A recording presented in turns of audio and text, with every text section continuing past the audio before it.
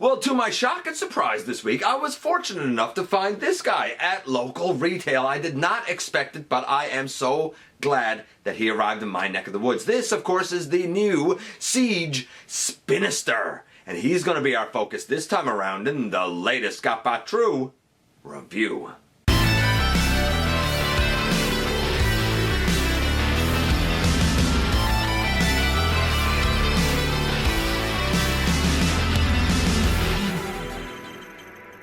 Hey guys, welcome back to the channel. I'm your host, your most humble of hosts, Dennis Moulton, aka GotBot. As always, please like, comment, share, of course, subscribe, and while you're at it, that's right, man, hit that notification bell because it lets you know when content of all sorts goes up here on the channel. Everything from countdowns to stop motions to reviews like these. Check out Machinery of Man, the Everything Factor, Transformers Collectors, NL, and the Autobot family, and have a look for me everywhere across social media. I love talking to you guys on Twitter and Instagram and all that stuff. All those links in the description. And I've been waiting a long time for an update for Spinister. And when I say waiting a long time, I don't just mean in Siege. You see, as a lad, when I was young, I didn't have several Decepticons. I had mostly Autobots. And it kind of struck me one day that, hey, you know what, I really don't have many Decepticons. So I did try in vain, really, to sort of fill out those ranks when I was young. It was a difficult, daunting task because, there wasn't a lot that interested me, and there wasn't a lot readily available, though I did add some Micromasters, which were an easy way to bolster your ranks, and I did add this guy, Spinister, because he had, of course, himself, and he also had Singe and Hairsplitter. I was getting 3 Decepticons, and one of them was going to quickly become my favorite. I love the kind of turquoise and purpley pink helicopter that he was and is, and then I heard of an update, I think out of BotCon, and I was like, yeah, it's the right color, but it's not quite right. Then I heard of another update, I believe using the Alpha Bravo mold, and I was like, wow, that's actually really good. And I think the 2 Target Masters used the molds that came with Generations Scoop. I was like, clever, clever, that works, I guess. I'd like to have it, and I did consider for a time getting it, but I never got around to it, or it was just not reasonably priced, or just too hard to find. And then this guy got announced, and I said, finally, in my collection, a Decepticon double Target Master, one that I had many years ago, one that is pure nostalgia for me. I hope he lives up to the hype that I've built up in my own head. Rarely do things live up to that hype. But we'll see how well this guy does when we head over to the table and take a closer look at him. And what a way to kind of cap things off with a look at the deluxe class Siege Spinister. And I'm one of those people who, as a kid, thought that his name was Spinster, and that was fine, and it wasn't until I was an adult that I realized just how witty his name actually is when I discovered that, no, it's not Spinster, it's Spinister, which of course is a play off of the word sinister. And I love this guy. He is fantastic. To be fair, I do have a nostalgic link to him, as he was one of my main Decepticons, along with his Target Master partners, in the G1 days. So it's very nice to have this update, and it's sort of been a long time coming, but we're going to start with the packaging first. And you've got Siege packaging here. It is beautiful packaging. Of course, over here we have nice artwork of Spinister as per usual, and on the back we have the product images. Oddly, he too is sort of shown with who appears to be Caliburst, maybe? That's what it looks like to me. Of course, it may be one of his partners that was included in a different box set, and we'll talk about that in just a little bit. It's a fine packaging as far as packaging goes. It's a box. I've said this since the beginning of Wave 1. These deluxes did not need a box. I was perfectly fine with the blister package that we used to always have hanging on the hooks. To me, this is excessive, but hey, to each their own. And I've been saying all along that I think the instructions for the Siege line have been quite fantastic, but in this case, they sort of don't do his legs justice the way you need to do that conversion, or at least they didn't for me.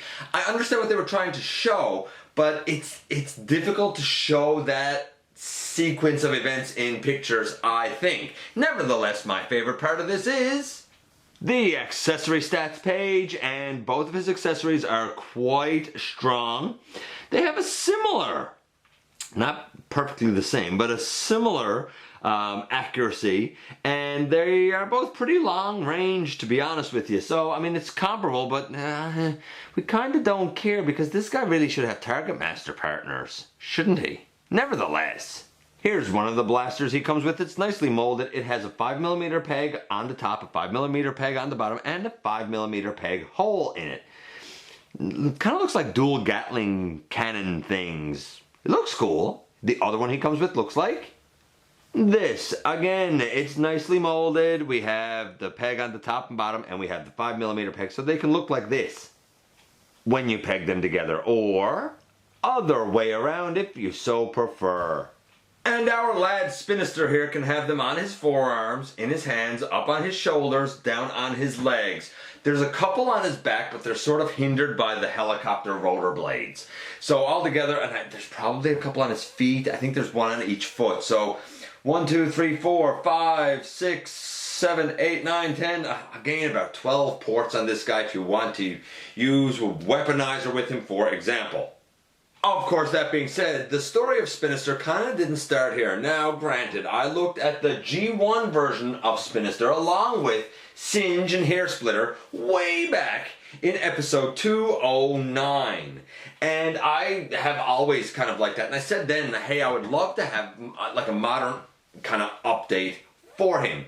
And indeed, there was one that came out, I believe, during BotCon, and I never had that. And I think it used Tomahawk or something. Like, it used some character mold that I wasn't really familiar with that turned into a helicopter, and I was like, yeah, I see what they were going for, but it's not really in keeping with the character. Not for me, anyway. And then we had one that was based on this mold. That's right, the Combiner Wars Alpha Bravo. And I think, again, that might have been BotCon or Collector Club exclusive, and I thought, you know what, that's a great mold to use for this. That makes for a great Spinister. And his target master partners were purple and black reuses of Hole Punch and Caliburst that came with Generations Scoop. I looked at Alpha Bravo, one of my earliest reviews, way back in episode 34. Still an excellent character. And I looked at Scoop and his target master partners with their grossly limited articulation in episode 159. Nevertheless, you can sort of see the inspiration here. You have the helicopter, which is a decent base mold, and you have two target master partners. But that was, again, not regular retail. It was hard to find. It didn't really fill the bill for me. And then we had the Siege one announced. And when we look at these two, this is kind of where our comparison is going to lie, to see if Siege Spinister is really worth it or not, if he's guilty or innocent. By the way, to my surprise, a couple of people said to me, hey, GotBot, when you looked at Crosshairs, very recently actually, you didn't do guilty or innocent with him like you normally do. You didn't bring in the Quintesson judges. I didn't need to. Ironhide was innocent. Ratchet was innocent. This guy clocks in at 106 grams. He is bigger than most deluxes. You're getting more plastic mass, and I think that this Crosshairs has the most paint used on this particular mold. More than Ironhide and more than Ratchet, I believe. I think that he is absolutely, without saying, innocent. Bringing us back to Spinister, though. I can honestly say that I really like how this is coming along. I do have my custom Hairsplitter down there. I'm still waiting on Singe in my neck of the woods, and Rung for that matter. This is a custom. However, if you got the Phantom Strike Squadron, that's the box set that had Siege Skywarp in it, you got three little Battle Masters. One of them was named Shroot. Shroot is actually this guy, Hairsplitter, so it belongs by rights with Spinister. I wasn't quite happy with that, so I did a custom, but hey, if you got that, there you go. You could always go and pick up one of the Battle Masters and kind of do your own little custom if you want, but nevertheless, I'm glad to at least have one of them. I really want Singe now. You will also note that when he, Spinister I mean, was just standing side by side with Crosshairs, that he stood the same height, but he's not the same mass. Keep that in mind as we move forward. What about the paint apps for this guy? It is quintessentially Spinister. I'm giving it a 10 for his paint apps. Now, I say 10 not only because I think it warrants it because of the color layout, but the symmetry of the robot is fantastic. They were not going to be able to do half a cockpit and half a cockpit for the lower legs, so they've done it to look like kind of two full cockpits, which might be strange, but it makes for an astonishingly good looking robot. And even when it comes to the battle damage, which on this guy's on the thighs and the forearms, I don't find it heavy-handed, and I find it very uniform. I could remove it, but this is actually one time where I don't feel compelled to necessarily do that. And the head sculpt is to die for. Never have I seen teal look so sinister as it does on Spinister. With a 10 for his paint apps, the articulation has a surprisingly high parts count to it, which really kind of helps this guy out. We start off with a head that goes left and right, kind of goes up and down a little bit hindered by the back, but nothing worth talking about. We have the arms, they can go all the way around, they can go way out to the side, double elbow, bicep swivel. By the way, the shoulders are pinned, both elbow hinges are pinned. We have a swivel at the wrist, so the wrist can rotate around. This on the back, in the G1 days, these two rotors were famous for falling around. They seem to be lightly ratcheted here, and mine don't tend to fall. I don't know if that will be results will vary or not. We have a waist on the guy, very free flowing waist at that. We have legs that go way out to the side. They can go way forward for high kicks and way back. We have a thigh swivel. We have a nice 90-degree knee, but if you really want a certain display, like you could open out the back panel on his leg and sort of fake it to get a little bit more. We also have ankle tilt, highly effective, fairly deep ankle tilt. I mean, double elbow, you know, wrist swivel, ankle tilt. This guy has it all across the board. He can get in some amazing poses for the display shelf. I'm going to say that too is a 10. Now, what about the transformation that I mentioned? Well, we begin by removing the blasters off of his arms there, and we will lay those aside. The hands, they don't really go anywhere. What we do have is a little rectangular section up right here, and we're going to fold up the arm on that double hinge, and it's going to lock in there. So we bring that up, and it should lock in there like that on that side and over here. Very similar to what you do with Astro Train's arms, except I find these ones tend to kind of lock in a little bit better. Okay, you can open out the rotor on the back for now and sort of just leave that. Then you want to, if I can do this, pick off that rotor section, and now this whole piece here that's his tail fin will extend. Really what you're doing is sort of twisting the tummy in to allow this to rotate around all the way out. Once you have that out, he gets too tall for the screen, so we're going to reorient things so we can finish the upper body here first. Okay, so now he's just stood up. We come here and we make sure that this is straight, and then we clip that in, and then we bring this piece down. And when we bring this piece down, it should be able to kind of clip into a couple of little sections here. It might not do it yet, because you kind of need to bend the body at the waist. And when you bend the body at the waist, it sort of looks like this. It's a bit of a funny conversion. Weird, yes, but also brilliant, because who would have expected that the entire body kind of turns around? Now, pegging it in, does require you kind of bending the whole thing down, but you'll feel it and you'll see it as you go. Once you have that done, then you can turn the lower body kind of side on. Like the hips, instead of being, you know, straight on like this, you now take the hips and you turn them like this. I wanted to specifically show you that one of these has a landing gear and the other one does not have a landing gear. The one with the landing gear naturally is the one that goes out front, as you would probably expect. We're going to deal with that one first. And we begin by opening that up, turning this out, and as you would probably expect, you're kind of bringing this up. But you'll notice we can't do that with the foot there. Take the foot out to the side. Bring this up and around, and then straighten the foot down there, and close this one up underneath, and bring down your landing gear. You will notice the orientation of the foot. We're going to have to do a similar thing so that the other foot ends up over on this side in a similar fashion. You'll also notice I have not pegged the arms in yet. We'll do that in a moment. Nevertheless, we open up the back here and we again bring out this foot, but once we bring out this foot we need to adjust it, because if we try to fold this up, it's not really going to work. You see, this one's a little bit different. You need to actually take this leg and you need to turn this leg. So we do open this up, as I said, but then we need to turn this leg this way and we're going to start to bring it up.